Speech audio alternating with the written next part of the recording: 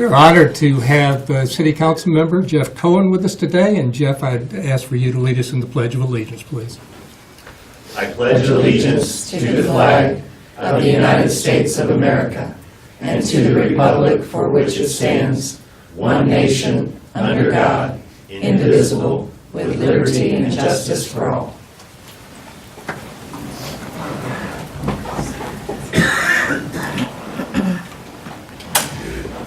Welcome to the November 27th, 2017 meeting of the Shawnee County Board of Commissioners. My name is Bob Archer. I currently serve as chair of the commission and represent District 3, alongside Commissioner Shelley Bueller, who represents District 1, and Commissioner Kevin Cook, who represents District 2. Good morning. Good morning. Good morning. Before we get started, I have been asked by the Sheriff's Office to pull item F1, and our county counselor is serving on jury duty today, so we will also pull item G1 if there's no objection to that. No No objection. objection. Okay. Madam Clerk, we are eliminating F1 and G1. Okay. First item of business, please. Item 3, consent agenda. There were 7 items on the consent agenda. Are there any questions or concerns? I don't know. I have none. I'll move approval. Second. Motion made to approve the consent agenda by Commissioner Bueller, seconded by Commissioner Cook. All in favor say aye, opposed no. Motion carries 3-0. Next item, please. Item 4, new business. A, county clerk. There are no voucher payments today. Number 2, consider correction orders. I'll move for approval. Second. Motion made to approve the correction orders by Commissioner Cook, seconded by Commissioner Bueller.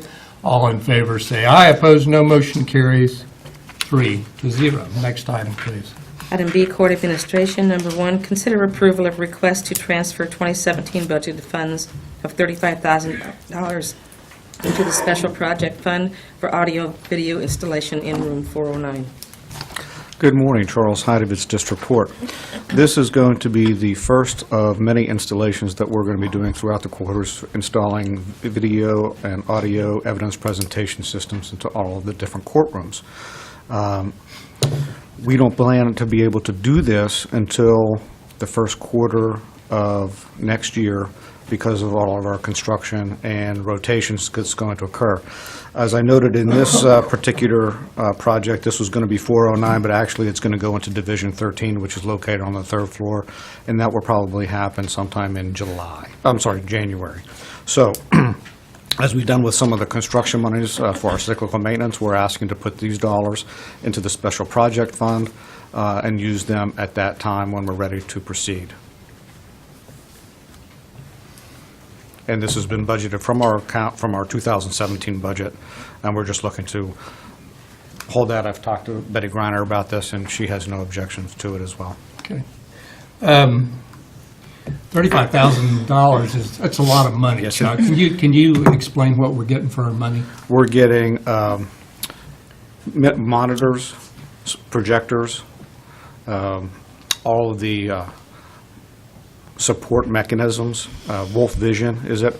We're modeling this after the courts in where I came from in a 9th Circuit, and this is about the average cost for that particular installation.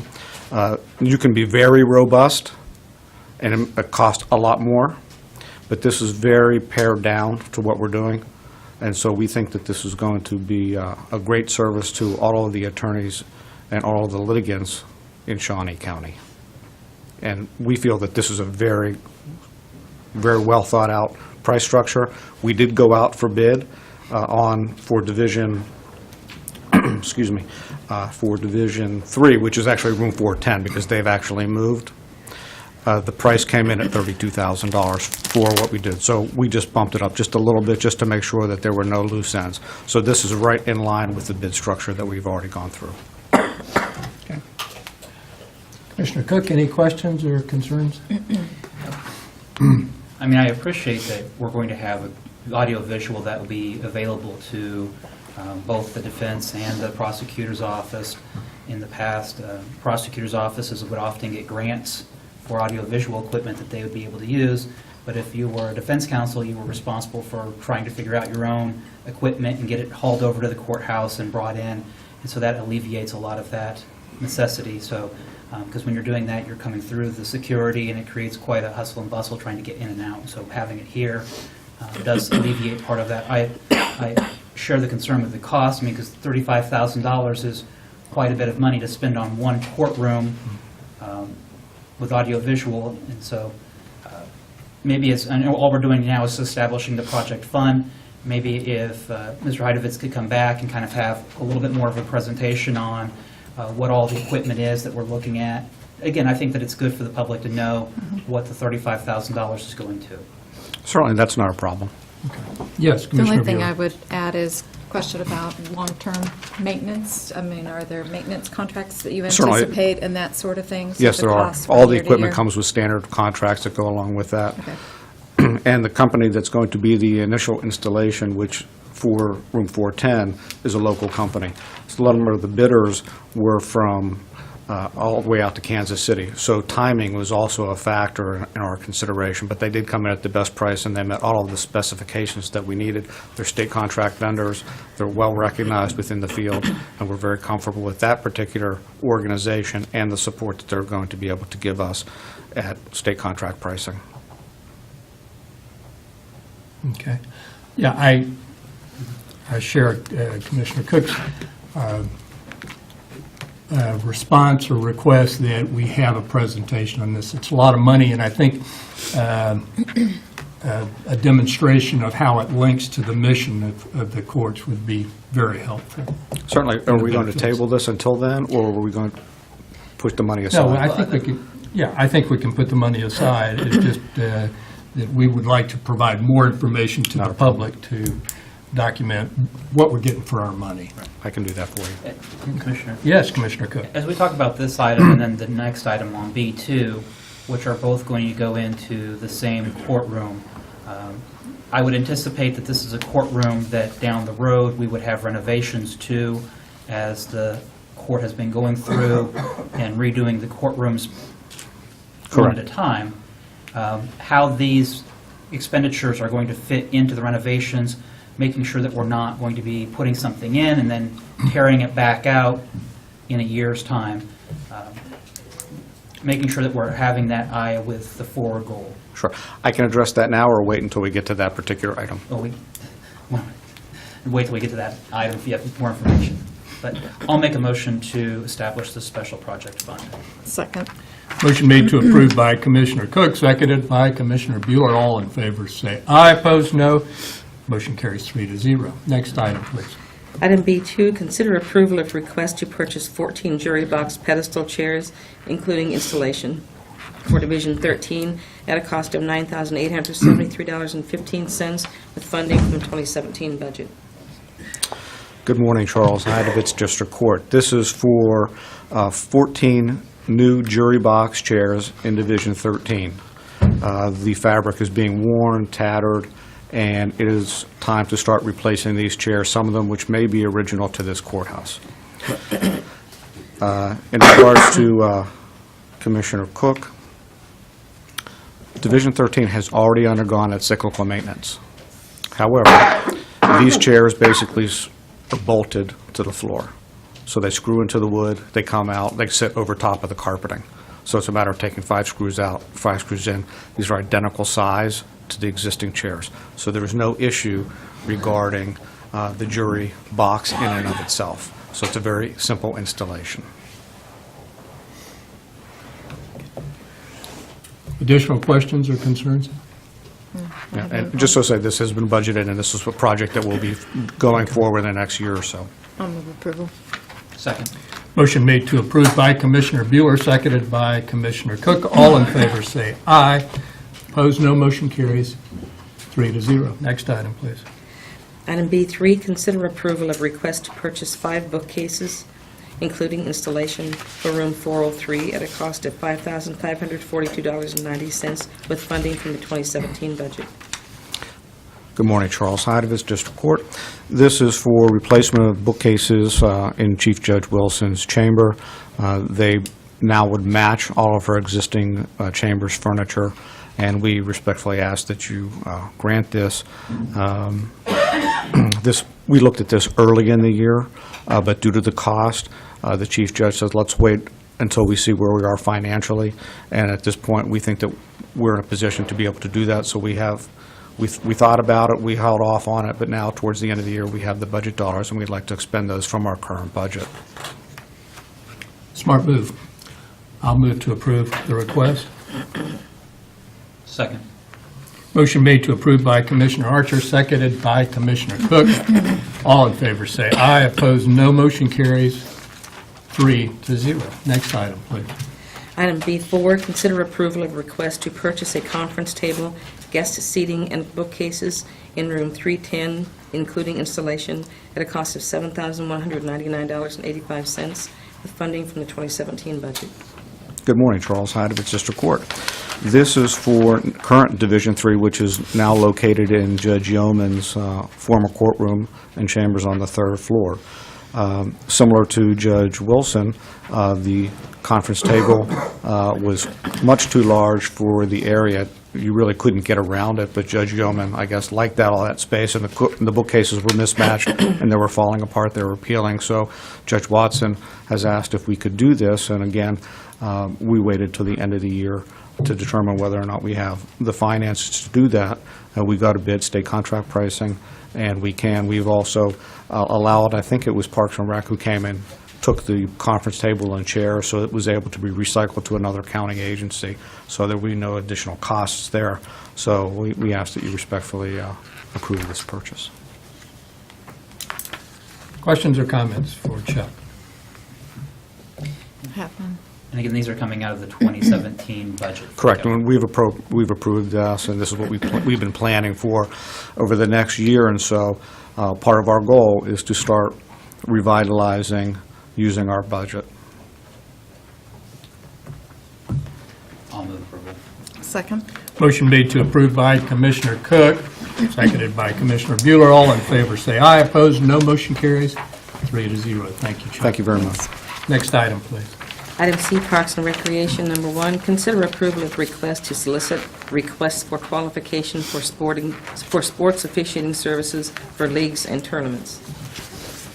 Good morning, Commissioner. Shawn Osborne, Parks and Recreation. This is just a request to go out. Basically, our contract expires in 2018, and we'd like to see what else is out there and see if there's some competitive. We have Nancy Sharples within the sports division has done some background research in our NRPA and sent some things out to see what other states are charging and what other things. So we've kind of put some of the background together of some data that we might need when we get our proposals back. So I'd be happy to answer any questions you might have on this. Questions No, for I have Sean? none. I'll move approval of the request. Second. Motion made to approve the request by Commissioner Bueller, seconded by Commissioner Cook. All in favor say aye. Opposed, no. Motion carries 3-0. Next item, please. Item C2, consider approval of request to purchase sole source 4 scoreboards from Daytronics, Inc. for the Ruger Softball Complex, totaling $33,203, and authorization and execution of contract C 422-2017 for same. Good morning again, Shawn Osborne, Parks and Recreation. This is a request, we went through the TIPS program. This is sole source. We did seek back in April with Betty's approval to go with them. And Daktronics is who we have at Betta Sports Complex and also at the Girls Complex as well. So I'd be happy to answer any questions you might have. Questions or comments for Sean? Commissioners? I know it's noted in the memo, but funds are from the capital maintenance fund. Is that correct? Yes. Okay. Yes, Commissioner Cook. There's also notation about advertising on the school boards to have additional funding. Sean, can you talk to us a little bit about what Parks and Rec is doing towards that advertising, or how we're reviewing that? Which, with each scoreboard, just like we have at Bettis, we have an opportunity to put some type of advertisement on, whether it's a local business or something, and this gives us a great opportunity at Ruger Sports Complex. Whether it's, because a lot of times that's where our adult softball plays, so we might be able to tap into different different sources that way of advertising, which could range somewhere around maybe $60,000 within 10 years. And that's kind of what we've done in the past with some of our other sponsorships around at Bettis and also at the Girls' Complex as well. Did that answer? Yep, it did. I'll move approval. Second. Motion made to approve the request by Commissioner Bueller, seconded by Commissioner Cook. All in favor, say aye. Opposed, no. Motion carries 3-0. Next item, please, ma'am. Item C3, consider approval of request to solicit request for proposal for pool paint maintenance and approval to create a project budget in the amount of $136,480. Good morning again, Sean Osborne, Parks and Recreation. If you look, this is a proposal to put together out for our bids for the pools. The pools are Bladesdale, Oakland, and Shawnee North. But as you can see within the part, we're looking at fall of 2018 to do the Bladesdale pool, and then we're looking at 2018 in spring to do Oakland, and then in 2019. So we're kind of on a maintenance plan that way we're not coming down here hitting you guys all at one time with the pool stuff. So I'd be happy to answer any questions you might have on that item as well. Well, again, it's a lot of money, a lot of taxpayer dollars. I think it would be a good idea to have a presentation as we go forward to get this maintenance done. I think it's important that the public see the condition, and the pools are pretty wicked. Dave Alliker, who's with me here today, Dave has a pool analysis that he put together for 2017. We're just tweaking it, but we Okay. plan on getting that to you guys probably here in the near future. Okay, excellent, excellent. Yes, Commissioner Cook. But along with that, what is our determination of what we would do in-house versus what we would contract out for? In the same manner that we do the analysis for our maintenance of the mowing. There's some mowing that we do still have in-house, and there's other parts that we outsource for the mowing.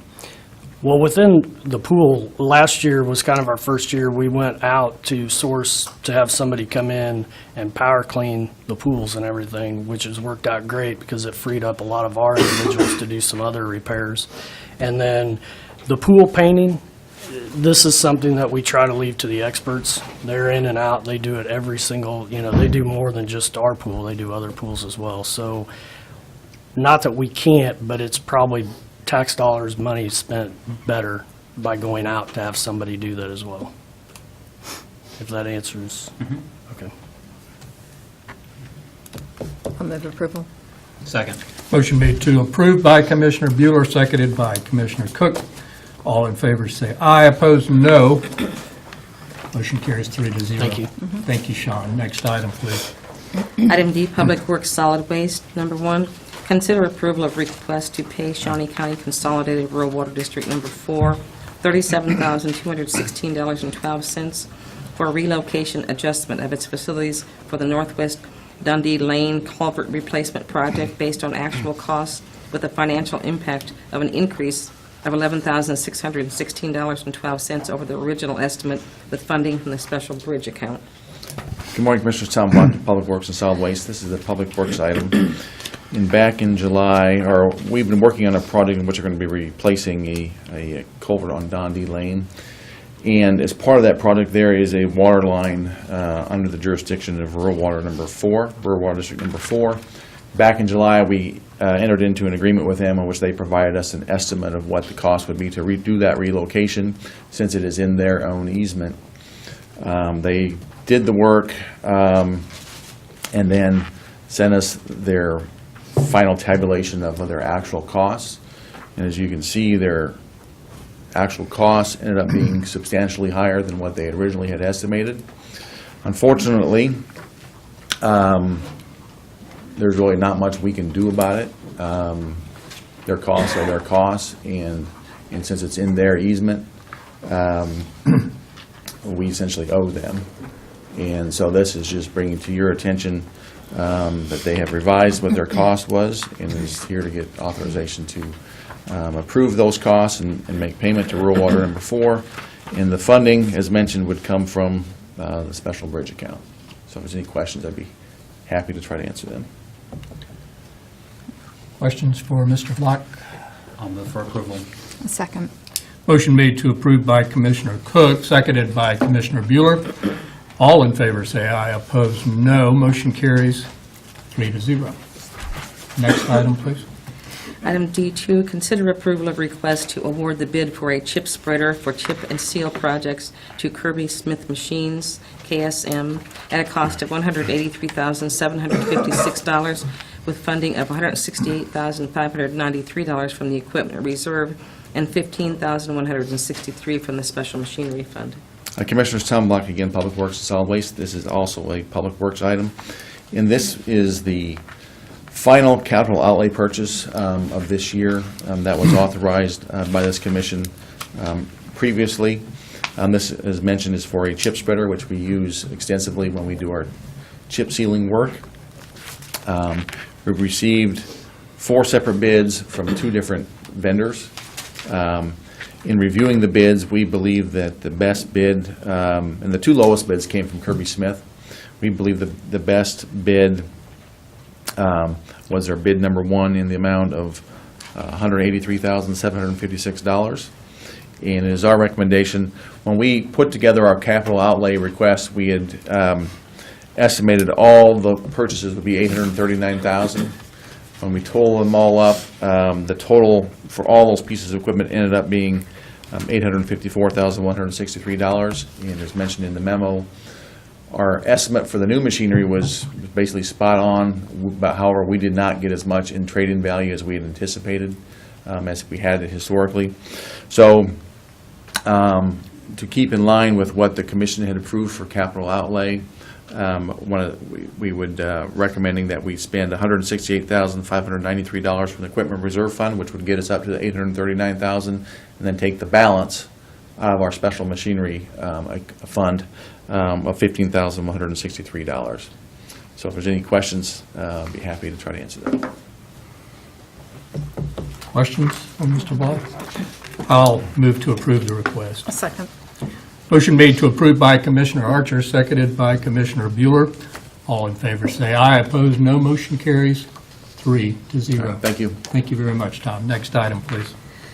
Item E, Information Technology, number 1, consider approval of request to purchase 7 Hewlett-Packard LaserJet printers from CDWG at a cost of $6,020 with funding from the Information Technology 2017 budget. Good morning, Commissioners. Pat O'Blander with the Information Technology Department. This item represents an additional part of what we're doing with our annual technology refreshment program.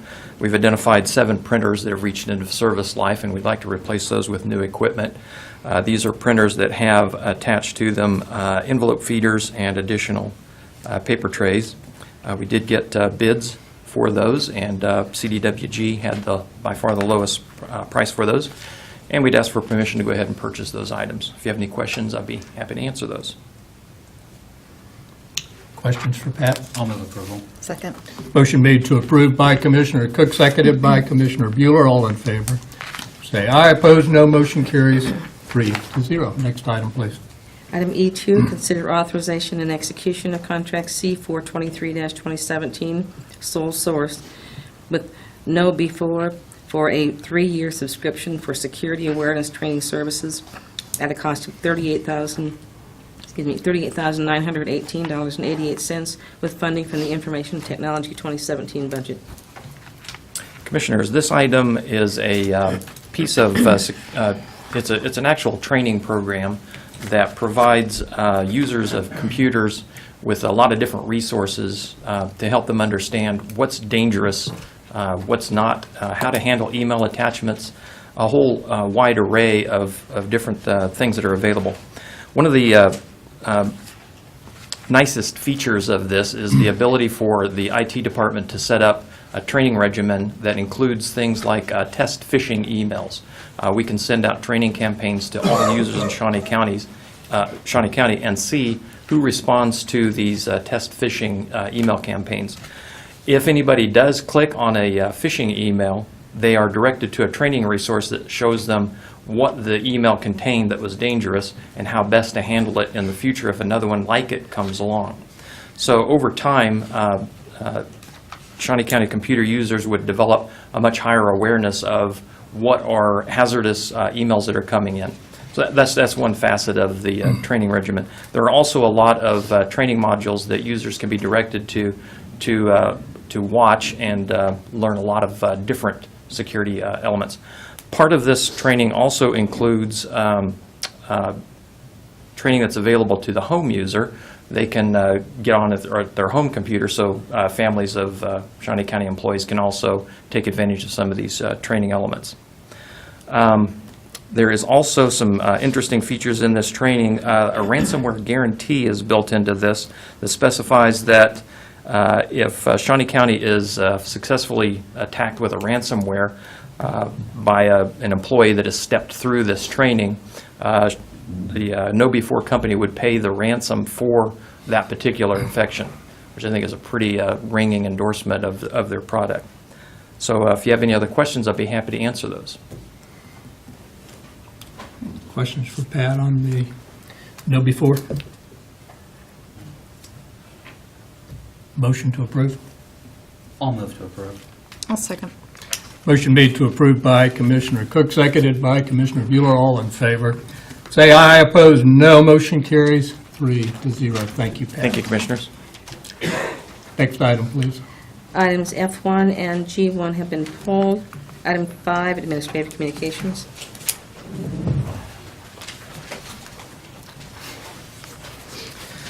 Good morning, Commissioners. Kellen Seitz, Spectra Venue Management, your Kansas Expo Center. We just finished up last week the Community Thanksgiving Dinner on Thanksgiving. They did over 1,700 meals delivered, and we did just shy of 3,000 meals in total for the event. So it's something we're very proud to be a part of. This week, coming up at the Expo Center, is the Nitro Arena Cross, which will take place Friday, Saturday, and Sunday evenings. And we are doing our dirt changeover for that. Once again, that's the second time dirt's been in the last 2.5 weeks, so a lot of moving parts there at the building. Big thank you to Tom Block and his crew. Over the past couple weeks, they've been helping us on some repair to some drive lane in our parking area that was in dire need of repair in advance of the future repair to come. And then just wanted to announce to everybody today, with Cyber Monday, we have a lot of deals going on for all of our upcoming events. A lot of our tickets are buy one, get one free. Some are 40% off, some are 25% off, just really depends on the show. So if there's shows you're looking to go to, today's probably a good day to get those tickets. Yeah. All right, thanks. Thanks. Very good. Thank you, Kelly.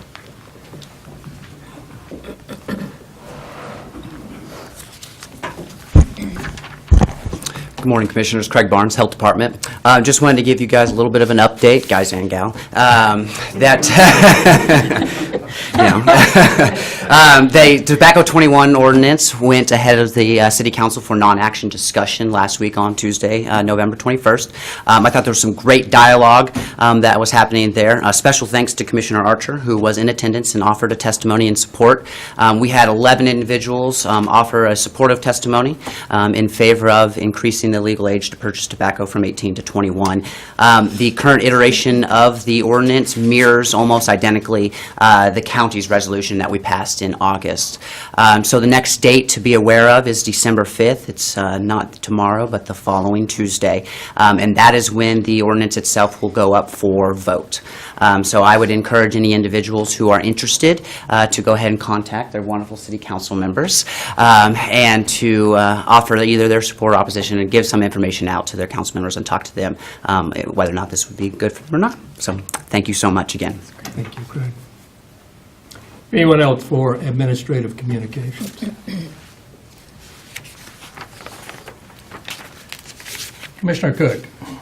Just getting back from the Thanksgiving break and trying to get back in the swing of everything. Very good. Agree. Commissioner? I don't have anything. Thank you.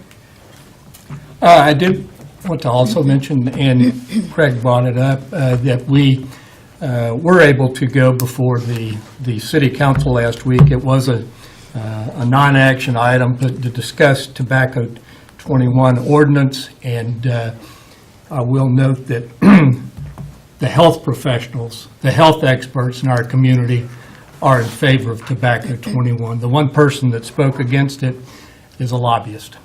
So I would like to personally ask Commissioner Cohen to support this, and I'll personally ask all the other council members to support Tobacco 21 ordinance when it comes back up a week from tomorrow, and I will be there again. The only other item I had was I had an opportunity to be on the Miracle on Kansas Avenue parade on Saturday night with the Rolling Thunder, and it was an honor. We totally enjoyed it. Next item, please. Item 6, executive session. There's not a need, so we're officially adjourned.